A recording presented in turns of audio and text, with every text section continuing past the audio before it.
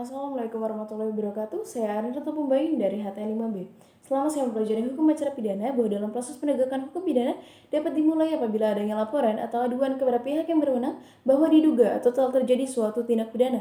Selain itu, dapat juga terjadi apabila aparat penegak hukum mengetahuinya sendiri dengan melakukan operasi tangkap tangan. Setelah itu dilakukanlah proses penyelidikan di mana untuk mencari ada atau tidaknya suatu tindak pidana dalam peristiwa tersebut, serta untuk mengumpulkan alat bukti permulaan yang cukup agar dapat dilanjutkan ke dalam proses penyidikan.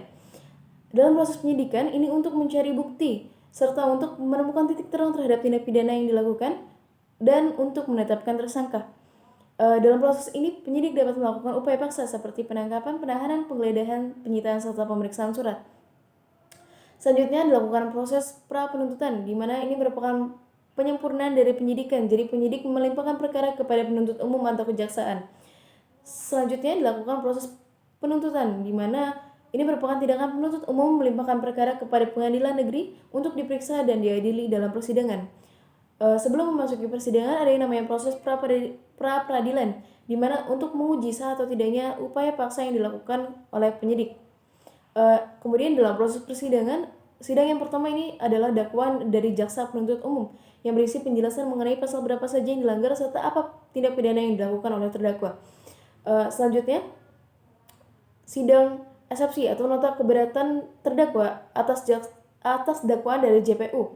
Selanjutnya dilaksanakan tanggapan atas eksepsi oleh JPU, kemudian dilaksanakan sidang putusan sela oleh hakim untuk menerima atau tidaknya eksepsi tersebut. Selanjutnya dilaksanakan pembuktian dari terdakwa dan juga JPU. Selanjutnya dilaksanakan sidang tuntutan dari JPU kepada terdakwa. Kemudian dilaksanakan sidang pledoi, yaitu nota pembelaan atas dakwaan atas tuntutan dari JPU. Kemudian dilaksanakan replik, yaitu jawaban atas pledoi dari JPU. Selanjutnya dilaksanakan duplik, yaitu tanggapan atas replik oleh terdakwa. Dan yang terakhir adalah putusan hakim, yaitu berupa penjatuhan pidana kepada terdakwa. Apabila terdakwa tidak menerimanya, terdakwa dapat mengajukan banding di kasasi.